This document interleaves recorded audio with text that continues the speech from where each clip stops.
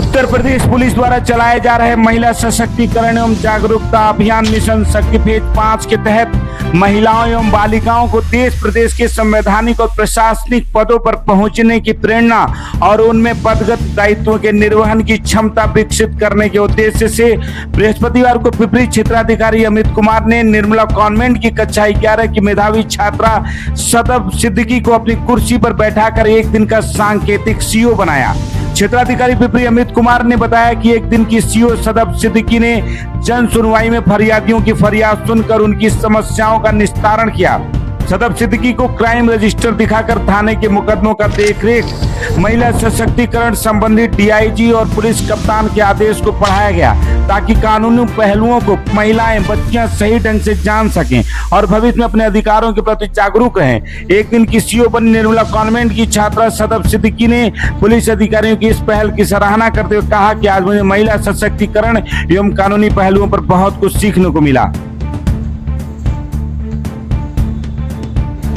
Sir, देखा जा रहा है कि स्कूली छात्रा को आप सीओ का चार्ज दिए हुए हैं, आज क्या मामला है?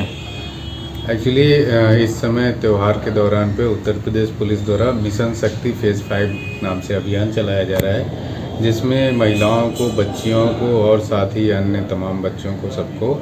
महिला संबंधी अपराधों के संबंध में और अगर कोई घटना उनके साथ हो जाए उसके संबंध में जागरूक किया जा रहा है, उनका कॉन्फिडेंस बिल्डअप करने का प्रयास किया जा रहा है। तो इसी क्रम में ये कार्रवाई की गई है कि बच्चियों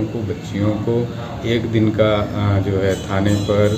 और सीओ कार्यालय में, चौकी पर, इस तरह के जो सरकारी संस्थान हैं उनमें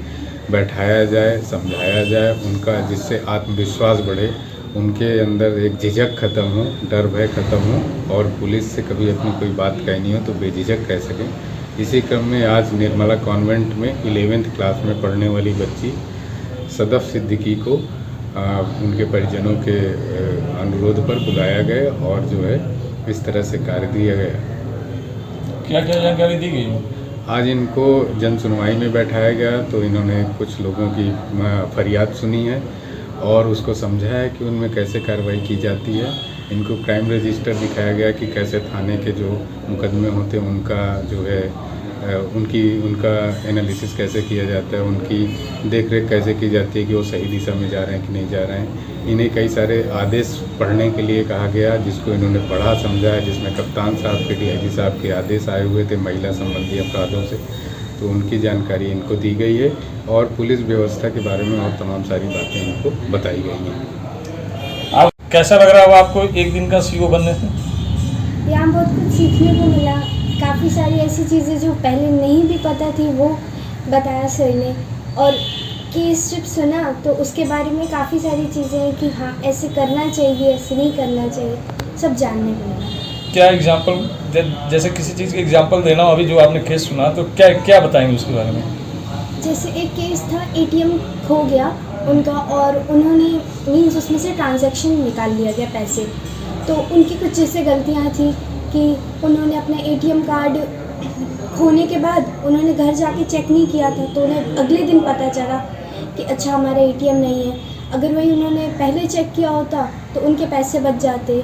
देन सेकंड चीज़ है कि जैसे उन्होंने वहाँ पे अपने पिन कोड उसमें लिख के रखा था एटीएम के उसमें पाउच में, तो उससे क्या हुआ कि जब उनका एटीएम खोआ तो आराम से जिसे भी मिलेगा वो पैसे निकाल सकता है।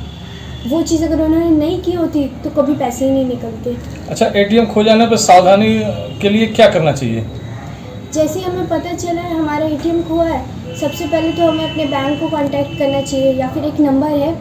1930, उस पर कॉल करके अपना अकाउंट सील करा सकते हैं।